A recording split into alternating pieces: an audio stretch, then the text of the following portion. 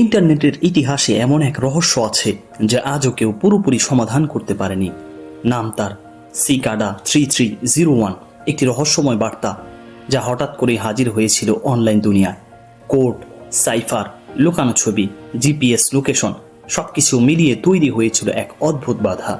কেউ বলেছে এটি কোনো গুপ্তচর সংস্থার নিয়োগ পরীক্ষা, আবার কেউ বলেছে এটি হ্যাকারদের গোপন খেলা। কিন্তু আসল সত্যটা আজও অজানা। প্রশ্ন হলো, কে ছিল সিকাডা 3301 আর কেন তারা পৃথিবীর সবচেয়ে বড় ইন্টারনেট রহস্য তৈরি করেছিল? 2012 সালের জানুয়ারি মাস, ইন্টারনেটের অন্ধকার কোণে 4chan নামের এক ফোরামে হঠাৎ করে হাজির হলো একটি রহস্যময় পোস্টে লেখা ছিল, hello, we are looking for highly intelligent individuals. শুরুতে কেউ ভাবেনি এটি এত বড় কিছু হতে পারে, কিন্তু কয়েক ঘন্টার মধ্যেই মানুষ বুঝতে পারল এটি কোনো সাধারণ পোস্ট নয়, বরং এক অদ্ভুত বাধার সূচনা। ছবির ভেতরে লুকানো কোড, অজানা সাইফার, অদ্ভুত লিঙ্ক সবকিছু মিলিয়ে তৈরি হলো এমন এক রহস্য যা বিশ্বজুড়ে হাজারো মানুষকে আকর্ষণ করলো। কেউ রাত জেগে কোড ভাঙাতে লাগলো, কেউ আবার জিপিএস লোকেশন ধরে শহরের রাস্তায় পোস্টার খুঁজতে বের হলো। এভাবেই শুরু হলো ইন্টারনেটের ইতিহাসের সবচেয়ে বড় রহস্য, সিকাডা 3301। প্রথম ধাপেই মানুষ বুঝতে পারলো এটি কোনো সাধারণ বাধা নয়। শুরু হলো কোড ভাঙ্গার খেলা। কেউ ব্যবহার করলো ক্যাসিয়ার চিপার, যার মাধ্যমে ছবির ভেতরে লুকানো লিঙ্ক বেরিয়ে এলো। তারপর দেখা গেল ছবির ভেতরে লুকানো আছে রহস্যময় বার্তা। এটি ছিল স্টেগানোগ্রাফি, যেখানে সাধারণ ছবির পিক্সেলের ভেতরে লুকানো থাকে গোপন তথ্য। ক্লু একটার পর একটা খুলতে লাগলো, কখনো বইয়ের কোড, কখনো প্রাইম নাম্বারের বাধা, আবার কখনো ফোন কলের মাধ্যমে পাওয়া গেল নতুন নির্দেশ। প্রতিটি ধাপ যেন মানুষকে নিয়ে যাচ্ছিল আরো গভীর অন্ধকারে, আরো জটিল রহস্যে। শেষ পর্যন্ত পাজল অংশগ্রহণকারীদের নিয়ে গেল বাস্তব জগতে। জিপিএস কোঅর্ডিনেট দিয়ে নির্দেশ দেওয়া হলো বিশ্বের বিভিন্ন শহরে গিয়ে খুঁজে বের করতে হবে দেয়ালে লাগানো রহস্যময় পোস্টার। এভাবেই ভার্চুয়াল থেকে বাস্তব জগতে ছড়িয়ে পড়ল সিকাডা 3301 এর বাধা, একটি পাজল যা শুধু কম্পিউটার স্ক্রিনে সীমাবদ্ধ ছিল না, বরং ছড়িয়ে পড়েছিল পুরো পৃথিবীর রাস্তায়। 2013 সালে আবার হাজির হলো নতুন পাজল। মানুষ ভেবেছিল আগের রহস্য শেষ হয়ে গেছে, কিন্তু সিকাডা 3301 যেন আবার ডাক দিল। এইবার বাধা আরো জটিল। কোড ভাঙতে গিয়ে মানুষকে যেতে হলো গণিতের গভীরে, সাইফারের অদ্ভুত জগতে, এমনকি প্রাচীন দর্শনের বইয়ের পাতায়। 2014 সালে প্রকাশিত হলো তৃতীয় রাউন্ড, আর সেখানেই দেখা দিল সবচেয়ে রহস্যময় জিনিস, লাইবার প্রিমাস নামের একটি বই। এই বইয়ের পৃষ্ঠাগুলোতে ছিল অদ্ভুত প্রতীক, অজানা ভাষা, এমন সব কোড যা আজও পুরোপুরি রেকর্ড হয়নি। কেউ কেউ কয়েকটি অধ্যায় ভাঙতে পেরেছে, কিন্তু পুরো বই এখনো রহস্যে ঢাকা। লাইবার প্রিমাস যেন এক অদ্ভুত বার্তা যা শুধু বুদ্ধিমানের জন্য লেখা।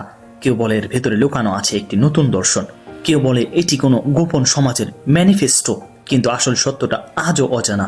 এমনকি যারা প্রথম রাউন্ডে সফল হয়েছিল তাদেরও শেষ পর্যন্ত পুরো রহস্য জানার সুযোগ হয়নি। এভাবেই সিকাডা 3301 বাধা হয়ে উঠল ইন্টারনেটের ইতিহাসের সবচেয়ে বড় রহস্য। একটি বই, একটি কোড, একটি অজানা বার্তা যা আজও মানবজাতির কাছে অমীমাংসিত। সিকাডা 3301 আসলে কারা ছিল? এই প্রশ্নের উত্তর আজও কেউ নিশ্চিতভাবে জানে না। তবে এর চারপাশে তৈরি হয়েছে কয়েকটি শক্তিশালী তত্ত্ব। প্রথম তত্ত্ব, এটি ছিল কোনো গোয়েন্দা সংস্থার গোপন নিয়োগ পরীক্ষা। NSA, CIA কিংবা MI6 এমন সংস্থাগুলো সব সময় খোঁজে সবচেয়ে বুদ্ধিমান কোড ব্রেকারদের। হয়তো সিকাডা 3301 ছিল তাদেরই তৈরি একটি ফিল্টার, যেখানে যারা সফল হয়েছে তাদেরকে গোপনে নিয়োগ দেওয়া হয়েছে। দ্বিতীয় তত্ত্ব, এটি ছিল ক্রিপ্টো অ্যানার্কিস্ট বা প্রাইভেসি কালেকটিভের কাজ, যারা বিশ্বাস করে ইন্টারনেট হতে হবে সম্পূর্ণ স্বাধীন, মানুষের তথ্য হতে হবে নিরাপদ। তাদের কাছে সিকাডা 3301 ছিল একটি আন্দোলন, যেখানে যোগ দিতে হলে প্রমাণ করতে হবে নিজের বুদ্ধিমত্তা ও স্বাধীন চিন্তা শক্তি।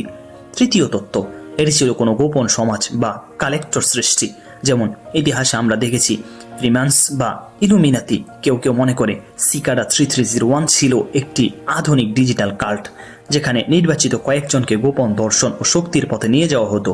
কোন তত্ত্ব সত্যি তা আজও রহস্যে ঢাকা, কিন্তু একটা জিনিস নিশ্চিত, সিকাডা 3301 শুধু একটি পাজল নয়, বরং এমন এক রহস্য যা মানুষের কৌতূহলকে আজও জাগিয়ে রাখে। যারা সিকাডা 3301 এর ধাঁধা সমাধান করতে পেরেছিল তাদের জন্য অপেক্ষা করেছিল আরো বড় রহস্য। প্রথমে তারা পেল একটি গোপন আমন্ত্রণ, সেখানে বলা হলো তাদেরকে কাজ করতে হবে প্রাইভেসি, তথ্য, স্বাধীনতা, এনক্রিপশন নিয়ে। এটি যেন ছিল এক ধরনের মিশন, যেখানে যোগ দেওয়ার অনুমতি মিলত কেবলমাত্র সবচেয়ে বুদ্ধিমানদের। কিন্তু সবাই সেই সুযোগ পায়নি। অনেকেই শেষ ধাপে পৌঁছেও আর কোনো উত্তর পাননি। তাদের কাছে সিকাডা 3301 যেন হঠাৎ করে অদৃশ্য হয়ে গেল। আবার কেউ কেউ দাবি করেছে তাদের নিয়ে যাওয়া হয়েছিল একটি গোপন ফোরামে। সেখানে আলোচনা হতো তথ্য স্বাধীনতা, ডিজিটাল প্রাইভেসি এবং এমন সব প্রজেক্ট যা সাধারণ মানুষের চোখের আড়ালে। কেউ বলেছে তারা সেখানে কাজ করেছে কয়েক মাস, তারপর হঠাৎ করেই সব যোগাযোগ বন্ধ হয়ে যায়। কেউ আর জানে না সেই ফোরামের ভেতরে আসলে কি ঘটেছিল। এভাবেই সিকাডা 3301 অংশগ্রহণকারীদের জন্য হয়ে উঠছিল একটি রহস্যময় যাত্রা, যেখানে কেউ পেল গোপন আমন্ত্রণ, কেউ হারিয়ে গেল অন্ধকারে, আর কেউ আজ অপেক্ষা করছে সেই অজানা বার্তার জন্য। 2017 সাল সিকাডা 3301 শেষবারের মতো প্রকাশ করলো একটি সাইন্ড মেসেজ। এটি ছিল যেন বিদায়ের ঘণ্টা, একটি রহস্যময় বার্তা যা প্রমাণ করলো তারা এখন সক্রিয়। কিন্তু আর কোনো নতুন পাজল আসেনি। এরপর থেকে ইন্টারনেট নীরব। হাজারো মানুষ অপেক্ষা করছিল আরেকটি ধাঁধার জন্য, কিন্তু সিকাডা 3301 যেন অদৃশ্য হয়ে গেল। কেউ বলল তারা তাদের উদ্দেশ্য পূর্ণ করেছে, কেউ বলল তারা ধরা পড়ার ভয়ে থেমে গেছে, আবার কেউ বিশ্বাস করে তারা এখনো কোথাও আছে, অদৃশ্য ফোরামে, গোপন প্রজেক্টে, অথবা হয়তো আমাদের চোখের সামনে। কিন্তু একটা জিনিস নিশ্চিত, সিকাডা 3301 আজও রয়ে গেছে ইন্টারনেটের সবচেয়ে বড় রহস্য, একটি ধাঁধা যার শেষ অধ্যায় এখনো লেখা হয়নি। সিকাডা 3301 আমাদের শেখায় ইন্টারনেট শুধু তথ্যের ভান্ডার নয়, বরং রহস্যেরও এক অদ্ভুত জগৎ। হয়তো একদিন আমরা জানতে পারবো এর আসল উদ্দেশ্য, কিন্তু আজ পর্যন্ত এটি রয়ে গেছে ইন্টারনেটের সবচেয়ে বড় রহস্য। সুপ্রিয় দর্শক মণ্ডলী, আশা করি এই অদ্ভুত রহস্য আপনাকে একটু হলেও নাড়িয়ে দিয়েছে। যদি আপনি চিন্তার গভীরে ডুব দিয়ে থাকেন তাহলে অবশ্যই চ্যানেলটাকে সাবস্ক্রাইব করুন এবং ভিডিওতে একটি লাইক দিন, কারণ আপনার একটা লাইক আমাকে আরও একটা আকর্ষণীয় ভিডিও বানাতে অনুপ্রাণিত করে।